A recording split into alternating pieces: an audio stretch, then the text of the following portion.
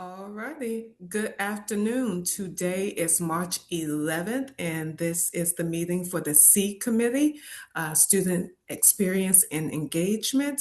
I do believe we have quorum, but let's do a roll call, please. Representative Goulet, Here. Representative Chamberlain, Present. Representative Best, Representative Colson, I'm present, and I believe that we do have quorum. So let's move forward with the agenda items today. Representative Thompson cannot be with us today, so we will move her portion on SR 2213 to another meeting, which means that we can move forward with SR 26-4, also discuss the work plan and other business, which includes the town halls, the trailers, and new business if we have it. All right. Are there any new items to add to the agenda? I will just give you a quick 2-minute update on the kindergarten issue, but I will keep it at 2 minutes because we got to get Representative Chamberlain out here on time. So, Yes, we do. Definitely want to do that, and we thank her for her time today. All right. If there are no other new business items, we're going to adopt this agenda and we will move forward with starting with SR 26-4. Okay. All right. Hopefully, you all were able to review it. Uh, Dr. Fleischer, excuse me, and I have been working hard on it. It is regarding on chronic absenteeism, and I just want to add that today I was able to attend the State of DC Schools addressed by DC policy. Some of the other representatives were there, and what came up multiple times was chronic absenteeism. So they have a full report that you all can look at online if you so desire, but definitely want to elevate that's definitely something that the district is noticing. So I think that this resolution is timely. My biggest question for you is, are there questions for us to take back to DME, OSSE, other stakeholders to strengthen this resolution? And of course, questions that you may have. so I don't have any questions, but just a quick comment. I eagerly want to support this today, and I want to thank you for your leadership on it. When you brought this up to me, I couldn't believe that we hadn't uh, had the type of coordination that you've put forward in this resolution, where we're uh, learning about what the needs of our children are that may be leading to chronic absenteeism. And then when the students either move from DCPS to charter or they move up through the DCPS system, that information is lost. So the student almost has to start over again. And you've approached this in such a thoughtful way to be able to provide that continuum of services and support for that student. And I think it's going to be really valuable and make a big difference because that will then inform the new school of the challenges that the student faced and that they overcame with a solid support plan. So just thanks to you for what you're doing on this. And I fully support it and look forward to supporting it today and then at the vote before the full board. Thank you so much. I appreciate that. I also want to add, again, going back to this meeting that we had today, they were talking about data. And Dr. Mitchell, I think I can quote her on this. If not, I got it pretty close. And she said, the chronic absenteeism rate once we hit ninth grade is astounding. So again, that speaks to the need for a system that works in tandem to support our students so that we don't have astounding chronic absenteeism rates in ninth grade or any other grade. Are there any questions or thoughts about the resolution, or more specifically, any additional questions that you have and may want to see us inquire about with the other agencies? Okay. Seeing none, I would like to move to vote on this. I hope I'm doing that correctly. I have veteran here, Goulet and Fleischer. Thank you, Representative Chamberlain. So let's do a vote on this, please. I'm going to start with our student representative, Representative Chamberlain, Aye. Representative Goulet. Aye. Representative Colson is a aye. Wonderful. So this has unanimously been voted upon, and we can now move this out of committee. Wonderful. Moving right along.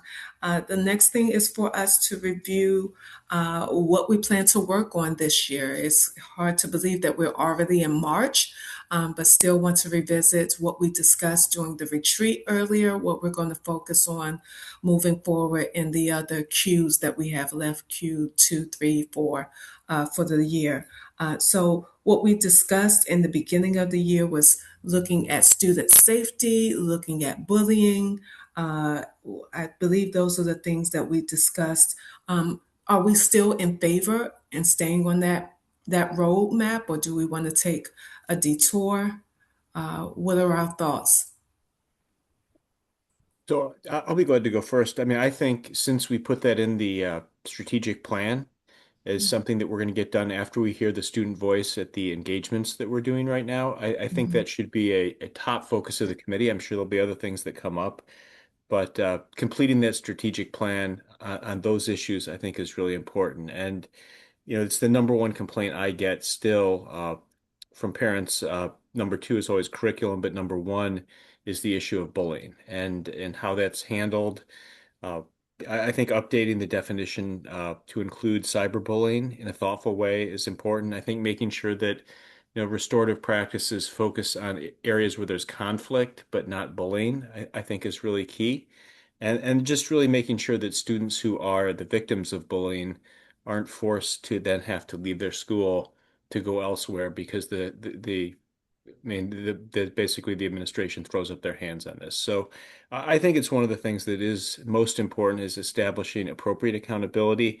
I think you've been a leader as a representative and now chair of this committee on trying to make sure our aren't abusing substances as well. I think that's another issue that we want to look at as Mhm. part of this issue of safety and supports because I see it as a huge problem. I see students uh, sometimes compulsively vaping outside of schools, right after school, Mhm. vaping, Yeah. vaping, vaping, and it's really harmful to their long-term health. So, I think this is a really top priority, and if we can come up with something after we hear from our students that's thoughtful, that's not in any way punitive towards our students, but that really helps instill a sense of accountability, it's going to make a really big difference. And then to be able to have an opportunity to present this to the incoming mayor and their transition team, I think is really valuable timing because we'll be able to Mhm. put forth a series of proposals that hopefully then the transition committee of whoever is elected as the new mayor will be able to utilize, in their first 100 days in office. So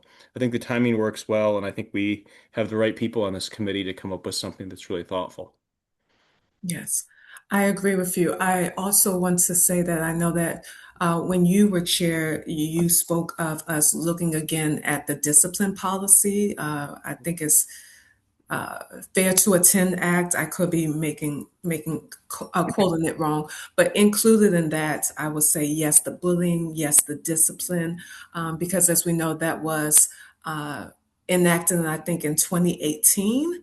Mhm. And so many things have changed since then. I believe the heart of that policy was to stop schools from suspending students, for several days without due process, things of that nature. But now we're looking at students and the behavior post-pandemic and some of the new things that have come up. And so I think it's time for us to reevaluate that policy, as you mentioned. And so I definitely would like to stay on that pathway, including that in this work while we look at bullying, but looking at that policy as well.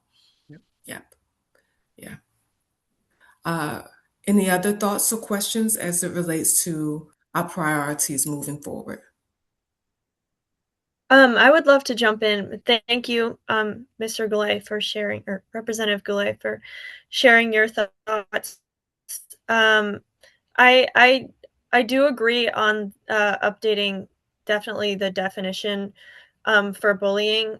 Um, that honestly seems to me, and I may be wrong, but that seems like something we could absolutely do like within this spring or summer. Like I think that's something that needs to happen before the new school year, because I go to a high school, and a lot of the online bullying accounts and pages, especially like on Instagram, tend to stir up right around the start of the school year.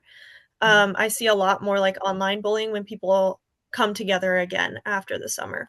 So I think that should be a pretty top priority for prior to school year 26-27.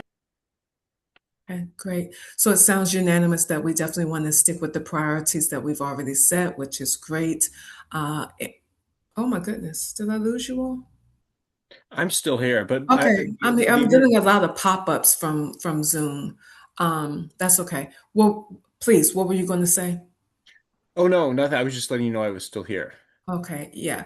It sounds like we are going to stay the course, which I'm happy about. So that's good to know. So we don't need to add anything or change course. At this time, then I want to transition to you, Representative Goulet, to bring us up to speed with the trailers uh, Yeah. in that concern. So it's I should probably rephrase it as school capacity issues because it's tackling three challenges, and even though it doesn't need to come through committee for a letter, I wanted to discuss it with the committee first to get your feedback on this, and I can send the draft of the letter to you, Representative Chamberlain, and the two other members who aren't here. But let me just go through. It's asking for three things, and then I would like your reaction to it and see if you think I should adjust these at all.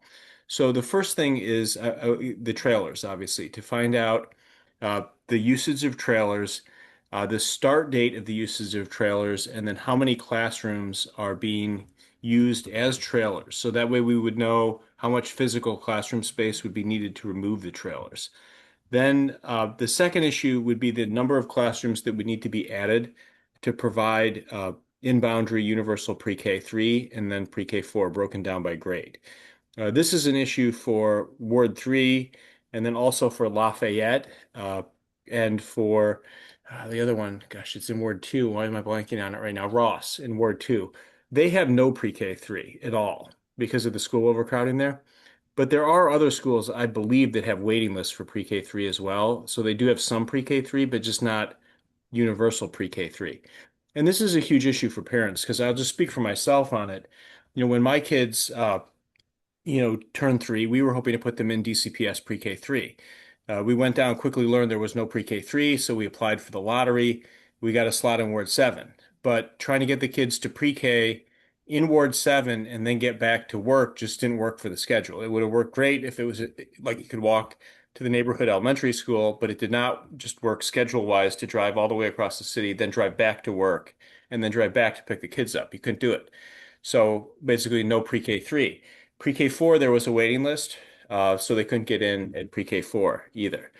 Now, the waiting list issue may be solved for pre-K 4 at most schools, but some, I think it still lingers as a potential problem. So just having that information will be valuable. And then the last one is the one I'm struggling to figure out how to word, but it's trying to find out the lack of special education capacity due to the overcrowding is a big issue at certain schools. And this one's a little bit more nuanced because you can't always address every level 4 special education issue directly at the in-boundary elementary school, but you need to then have a plan where it's conveniently available at DCPS. Because the challenge that I'm seeing is due to the overcrowding, a lot of students who could be educated in an inclusive setting, either at their neighborhood elementary school or a very nearby one, are being shifted off to private placements because they simply don't have the space for those instructional services at the schools. And that's a real problem because, I mean, trying to have an inclusive environment for public education of students with special needs is something that's the law and it's something that the city is required to be doing. And to not do that because we simply don't have the space available in our public schools is a real issue. So those would be the three things I'm going to put in the letter. I'll circulate it to everybody, but I wanted to discuss it with you all first and get feedback on it before I sent the letter out. And then I don't think it's something we need to vote on here or even at the working session, but it would be something we would circulate to members, and then they'd have an opportunity to make amendments or provide feedback. So I just put that out there, and I wanted to get your reaction to those three issues. I have a question about issue number three. Is it just physical capacity in terms of the space, or it's not Yeah. staff personnel? So Well, they have teachers who can teach the students, but they don't have the space in the building. the letter would just focus on the physical capacity issues right now. Uh, Hmm. I mean, they don't have the teaching capacity either, but it's being driven by the physical capacity. So they're not hiring the personnel to teach the students because they just don't have space like to educate those students. And the problem is like let's say you have we'll use Man as an example, which is right up the street from me. Like Hmm. every possible space is utilized at Man right now. So like if you had then a level four special ed student who in the neighborhood was going to be educated at Man, and there just wouldn't be a classroom space ready to educate that student. And it may be that we can't necessarily have every level four student or every level three student educated at their in-boundary school, but it should be that it's maybe the next one over then. And that Right. capacity's got to be there in our DCPS system. And we can't say that, well, sorry, we don't have any space to educate this student anywhere in, an entire, quarter of the city. And you're going to have Mhm. to, either go to private placement or head over to a place where there's space for your kid. I mean, that's not the idea of having in boundary schools. So Yeah. yeah, I mean that's the issue. It's lack of physical space, and and if you build the space, then you also need the personnel. But DCPS will tell you it's not an issue of personnel; it's an issue of space. At least when the parents approach them about it. Got it. Okay. Thank you. Representative Chamberlain, do you have thoughts, I questions? do have thoughts. Thank you for asking. Hmm. If possible, could I provide, can I say something a little bit about the work uh, plan, the priorities, um, Oh, yes, and I'm then sorry. give my, I'm so sorry, I forgot to jump in. It's your Um, birthday. You're I forgiven. thank you. I appreciate Mhm. it. I should use that excuse more often. Um, yes, I would like to say that I think that we should definitely stay more flexible on our committee priorities, especially as we see the SAC research projects coming out. Um, our annual report will be coming out in June, I believe. Dr. Fleischer, you can correct me if I'm wrong, but once we see the thoughts coming out of the SAC, I think that we should move forward within at least the beginning of the school year based on what comes out of the actual student advisory committee. Um, and one of our priorities, I believe, is like elevating student voice. So I think that would also fit within our um, work plan. But then concerning the trailers, I was a trailer kid for, I want to say, 7 years. So when I was at Merch and when I was at Deal. Um, and I will say, like, I do think a lot of the problems for why they have trailers, I mean, I think trailers are a symptom of the issue, which is overcrowding. I mean, you put kids in a trailer because they don't fit in the classroom. Um, it sounds to me more like we should frame the letter as we're looking at overcrowding within our school system rather than we don't like your trailers. You know what I mean? Like, I think it should be more we're investigating or we're looking into how overcrowding affects our students' learning environments or the type of services they're able to access at their in boundary schools. I think that might be a better way to like frame it, I guess. Um, yeah, I would say definitely trailer was like a different experience in a classroom, but I didn't feel like I was miserable within the trailer. But it's definitely something where if I was in a classroom, I probably would have liked it more. So I think it's worth looking into, but especially within the special education aspect, I think the best way to fit that into your letter would be to frame it as we're looking at effects of overcrowding and then look at trailers as a symptom of that problem. Thank you for the feedback. I will certainly do that. I mean, just like with Key, for example, they use one of their trailers as a special education room, and it's like smells musty. I mean, it's as good as it can be, but it's been there for a decade, and Mhm. like that's when I go in there, I'm just thinking this is kind of the message we're sending our kids. They have to walk out of the school. and then their classroom is a trailer. And it just seems to me wrong. I hear you what you're saying on it being an overcrowding symptom. The reason I was kind of just framing it more generally here, and we can certainly mention the overcrowding aspects in Ward 3, is I suspect what we may find is there may be other trailers elsewhere in the city that are just there because they've been slow on doing the modernizations of schools. So I'm not sure that they're all there for overcrowding. I know the ones in Ward 3 probably are, but I'm worried what we'll find when we do this, and that's why I want to send the letter first, is that we'll find some are they're basically there for schools that keep getting modernizations delayed or have like repairs that haven't been done. And that would even be in some ways a worse situation. So uh, I will mention the overcrowding. I'll tie that in and I'll get a draft of the letter out so you all can review it. And then just feel free to make any changes that you want to the verbiage. But I definitely hear what you're saying on that. And I appreciate the feedback on it. But I'll get that letter drafted then and out to everybody. I had a rough draft of it here, but I wanted to talk it through with y'all. Okay, I would love to read through that. Thank you. Okay. I agree as well. So to be clear right now, there's no action that you're asking of the committee, correct? No, no, I don't think we need action on this. It would just be a letter. So I think we would just then send it around to members. But I just wanted to discuss it with the committee and get feedback on it before I circulated it. Okay. Very well. Thank you very much. And just I'm not going to look for a resolution probably in the spring on this. I think what we would do is look to get information, Yeah. then come back maybe with a resolution in the fall if we haven't gotten answer that really looked satisfactory. Okay. Thank you. All right. Representative Best is not here, so we will postpone the updates on the Youth Town Hall and Summit, and we will go on to new business. Um, and I believe there was one item for new business. Is that correct? I don't recall. Yes. Dr. Fleischer? Can I just provide one quick update on the youth town halls? Oh, please. Yes. I didn't know you Um, had updates. I, Yes. I I could speak on behalf of Representative Best. He's at the training right now. It's number Mhm. 2 of 3. So they're Okay. putting together kind of the run of show and activities. And when I say they, several NICFA students, I know of at least one SAC member that's there right now, but it's student led. So they're putting that together. The third and last training will just be a rehearsal of those town hall, like the run of show and the activities for those. And that's March 25th. March 25th.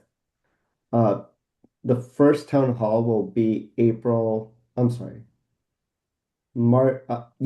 April 8th for wards 1 through 5, and then April 29th for wards 6 through 8. Mhm. But we're gonna need a lot of state board member support to show up to get the word out. Representative Best, I'm sure we'll share more information on that, but I just wanted to give a quick update on that. And just a quick question. Should we add the maybe a recommendation to add the town hall and the civic leadership summit, the combining the town halls, but it's the culminating summit to the work plan for 2026. For the outcomes, what we've learned, and Right. that, correct. I think that's what Representative Chamberlain was highlighting. So, yes, that completely makes sense. So can I ask a question on this work plan real quick, Dr. Fleischer? So, I mean, aren't what we are doing is trying to achieve the strategic plan objectives still that we set out? So I thought that included empowering student voice through these. So, like, are we just confirming that we're sticking with what we're recommending in the strategic plan? So the work plan would just identify overarching projects and then the Mhm. milestones to the projects. So Oh, it would okay. identify start and end dates, and then Yep. we combine the original purpose of the work plans was just to get an idea of not just the overarching projects, but the other committees' work and where the dates fall for one another so that one committee isn't starting a major event at the same time as a different committee. So it's just a way to compare what's going Oh, on that and makes limit. sense. Yeah. I was just confused as to what we're doing. Okay, that makes sense. Sorry. Yes, so going back, Dr. Fleischer, I would say that yes, that makes sense to add that. And Representative Goulet, with your understanding, do you understand that that is an item under the big bucket that we've already decided upon, voted upon? Okay, great, great. All right, thank you for the update on the youth town halls and summit. Oh, we were down to new business. Um, is there a new, Dr. Fleischer, did we record a new business item? I thought there was one. We do Okay, represent the way. okay. And Back since to you, Rep. Goulet. I am the only thing that stands between our birthday dinner, Mhm. is I will be quick with this. So I'm going to ask to have at the next committee meeting, uh, a follow up on the kindergarten piece. And this is, I spoke today with Aussie, at the meeting we have with them just about this, and I'm going to try to reach out to Deputy Mayor Kine on it.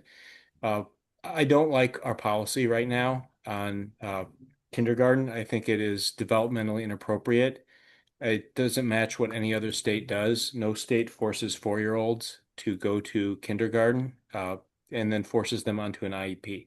I mean, it just doesn't make any sense what we're doing in the city with this. So I'm going to propose a resolution and then legislation to change it, and that's going to get interesting. But what I would try to do is develop a age range that would give students, keep the September 30th date, but then give any student between June 15th, or say 15th or 16th, I'm still kind of wrestling with that, and September 30th, the ability to defer for 1 year if they are attending an education-based pre-K4 class in the city.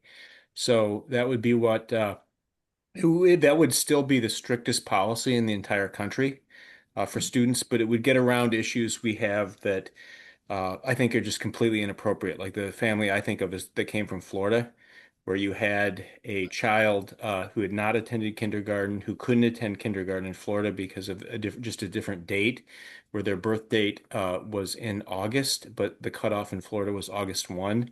And that family was denied the ability to attend kindergarten in DC. It's also a huge issue with Maryland that has September 1st as their date. So any family that moves into DC from Maryland but has a September birthday would be denied the ability to send their child to kindergarten.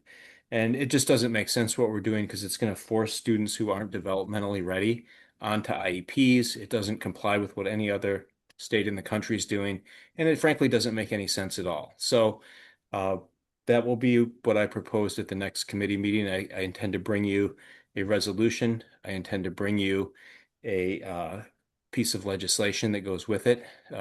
And this is already in the work plan of the committee, so I don't think it has to be referred in the working session. Correct, Dr. Fleischer? Yeah, I think we've already voted it Okay. out, I Yes. believe. Maybe just in case, do you want to take a vote on it? That's a great question, Well, no, actually. we wouldn't have to vote it out. It would be voted out of committee next time. Okay, got No, I'm it. not looking to vote it out now. No, I want to bring it to committee so the committee has an opportunity to review what I'm proposing before we bring it to the full board. But I Okay. just wanted to flag it for folks in case anybody wants to participate in this activity with me. Understood. So that's coming on the horizon. Yeah, you're letting us know. Yeah, next meeting, I'll Okay. have it for you. Okay. Sounds good. Very good. All right. I think we are coming to an end and getting closer to birthday dinner. Um, is there anything else for new business or new announcements, rather? I'll just make a quick announcement reminder that if you are able to participate in recess at the Capitol, or even if you aren't, just to share it with other families. It is a day for mental health for DCPS, so the children are out. So just another activity for civic engagement, and one that's great for our students to participate in with their parents. All right. If there's no other new business, no further business, I will certainly call for a motion to adjourn. I see my hand from Dr. Fleischer. One other He quick, can't make the motion. Yeah, I know. He's saying that he wants to say something. I got it. Yeah. Okay. really quickly, I'll work with you on getting out a follow-up email to capture any questions from Representative Dinkins and Best and any Okay. other members for OSSI, DME, any other agencies for your resolution, as Okay. well as share out the work plan. I'll try to develop it for further drafting from the committee members. Okay. Thank you so much. All I right. think since we got done 4 minutes early, I think it would only be appropriate if Representative Chamberlain moved the motion to adjourn. So moved, guys. I'll second it. All right. Seeing a second. First moved by Representative Chamberlain and second by Representative Goulet. All in favor, say aye. Aye. Aye. All right, we are adjourned at 6:35. Thank you all so much for a swift and efficient meeting. Happy birthday, Representative not Goulet, Chamberlain. I don't need any more birthdays. I'm past the point where we're celebrating birthdays. I need to go the Enjoy. other way. Happy birthday. Enjoy Happy it. birthday. Thank you, guys. All Thank right. you. And thank you for such a swift and orderly meeting. Hey, That you was know, Yeah. great. we Good have job. we finally have a good chair of this committee after an unsuccessful last I one. know the last one was so He was a bad. bum, so we got I